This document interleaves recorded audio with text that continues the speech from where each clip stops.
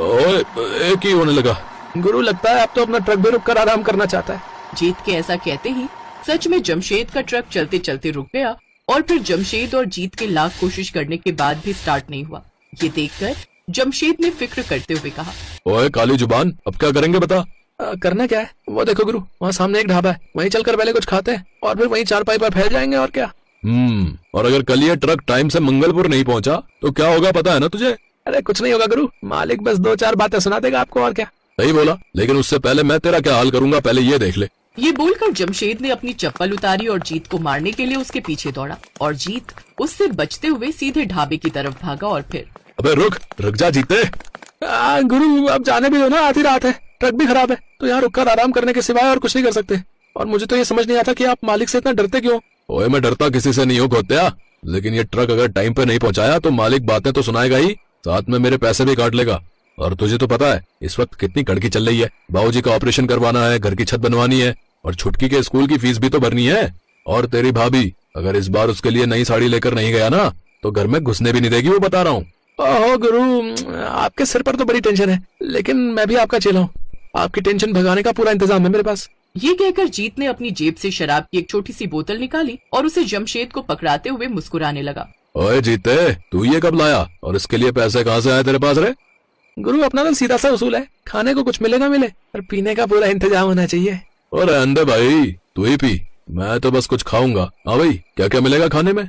भाई रात का 1 बज रहा है, अब क्या मिलेगा खाली बर्तनों और कच्चे माल के अलावा? है ये तो गड़बड़ हो गई गुरु। 1 मिनट, क्या कहा आपने? खाली बर्तन और कच्चा माल? कच्चे माल में चिकन है क्या?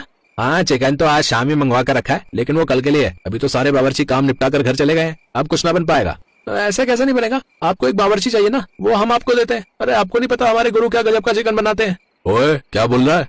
मैं क्यों पकाऊंगा बे? क्योंकि भूख के मारे मेरा पेट फटा जा रहा है गुरु, मान जाओ ना। और वैसे भी ट्रक की चिंता में आप सोओगे तो हो नहीं, तो चिकन ही बना लो।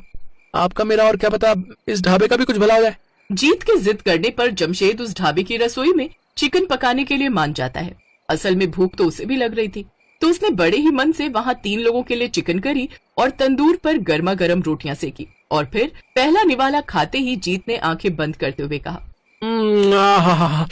भाई वाह, मजा आ गया गुरु, कसम से। ये कहकर जीत ने जमशेद के हाथ चूम लिए और जमशेद उसे देखकर मुस्कुराने लगा। ये देखकर ढाबे के मालिक भरत ने भी फौरन एक निवाला तोड़कर चिकन करी के साथ खाया और फिर वो रुका ही नहीं। ये देखकर जीत ने उससे कहा, रुक जाओ भाई, हमने तो बस चखने को बैठाया था आपको, आप तो सारे निपटाने लगे और इसके बाद खाने का बिल लाकर हमको पकड़ा दोगे। माफ करना भाई, लेकिन सच में जमशेद भाई के हाथों की चिकन करी खाकर तो मैं सचमुच भूल ही गया था। मैं यहाँ सालों से चिकन बनाकर बेच रहा हूँ, एक से एक कारीगर बुलवाकर मैं अपने ढाबे पर रखे, पर ऐसा स्वाद तो आज तक न चखा। अब भाई सच सच बताना, किससे सीखा इतना बढ़िया चिकन बनाना? वो मेरी माँ बनाया करती थी मेरे लिए जब वो जिंदा थी। ये कहते हुए जमशेद उदास हो गया और फिर भरत ने उससे कहा, आपकी माँ गजब का हुनर दे गई है आपको, लेकिन माफ करना भाई, आपको अपने इस हुनर की कदर नहीं है। मतलब ये कि आपको एक ट्रक ड्राइवर नहीं बल्कि एक बढ़िया खानसामा होना चाहिए। आप चाहो तो क्यों ना कर दो। सीधे सीधे पूछता हूँ, मेरे ढाबे पर काम करोगे?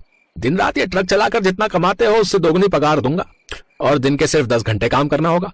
भरत की बात सुनकर जीत और जमशेद एक दूसरे को देखने लगे और फिर जीत ने जमशेद को साइड में ले जाकर कहा, क्या सोच रहे गुरु, फौरन हाँ कर दो, इससे अच्छा मौका फिर नहीं मिलेगा। लेकिन अपना ट्रक, उसका क्या होगा? फिलहाल इसे लेकर मैं चला जाऊंगा और इस डिलीवरी के बाद इसे खड़ा कर दूंगा घर ले जाकर। और मुझे ना ये भरत सही आदमी लग रहा है, आपके साथ साथ मैं भी यहीं पर काम पे लग जाऊंगा, दोनों मिलकर खूब पैसा छापेंगे और फिर सारी परेशानियां दूर। जमशेद को अपना ट्रक ड्राइविंग का काम छोड़ने का मन तो नहीं था, लेकिन फिलहाल उसे पैसों की जरूरत थी और ज्यादा पैसे कमाने का ये अच्छा मौका था। उसने भरत को हाँ कह दिया और अगले ही दिन से उसके ढाबे पर चिकन की कई डिशेस बनाने लगा। मेन हाईवे पर होने की वजह से भरत के ढाबे पर हर रोज कई बसें और गाड़ियां आकर रुकती थी, इसीलिए ग्राहकों की कमी नहीं थी उसके पास। और अच्छी बात यह थी कि वहां आने वाले हर ग्राहक को जमशेद के हाथों का स्वाद बहुत ही पसंद आ रहा था। भरत ने कुछ ही दिनों के अंदर अपने खाने का रेट दुगना कर दिया। उसके बावजूद ग्राहकों की तादाद बढ़ती ही गई और फिर एक दिन, भरत भाई ये चिकन खराब है, हमें इसे वापस करना पड़ेगा। दिमाग खराब है क्या? कटा हुआ चिकन वापस कौन लेगा? और वैसे भी ये परसों का आया हुआ है। तभी तो खराब हो गया, मैंने पहले ही कहा था कि चिकन कुछ कम मंगाओ, देखो हो गया ना खराब। कुछ खराब वराब नहीं हुआ है, तुम बढ़िया से पकाओ इसे, लोगों को कुछ पता नहीं चलेगा। क्या बात कर रहे हो भरत भाई, मैं ऐसा नहीं कर सकता, लोग इसे खाकर बीमार पड़ जाएंगे। अच्छा, और अगर तूने अभी के अभी इसे नहीं पकाया तो ये तेरे लिए अच्छा नहीं होगा। जमशेद को भरत की बात और उसका बर्ताव बिल्कुल भी पसंद नहीं आया। वो फौरन जीत के पास गया और बोला, जीते चल, अब यहाँ काम नहीं करना। क्या बोल रहे गुरु, अभी कल ही तो आपको पहली पगार मिली है और यहाँ काम नहीं करेंगे तो क्या करेंगे? फिर से ट्रक चलाने का इरादा क्या हाँ, ट्रक भी चलाऊंगा और चिकन करी भी बनाकर बेचूंगा। है? मतलब जमशेद के दिमाग में पूरी योजना तैयार थी। वो जीत के साथ जाकर अपना ट्रक वापस ले आया और उसी ट्रक पर उसने भरत के ढाबे के ठीक सामने एक नया ढाबा खोल दिया।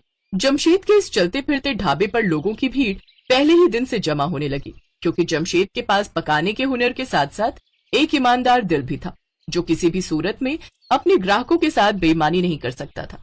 दूसरी तरफ भरत के पास अब हाथ मलने के सिवाय कोई चारा नहीं था, क्योंकि अब ना तो उसके पास जमशेद जैसा बढ़िया बावर्ची था और ना ही ग्राहक।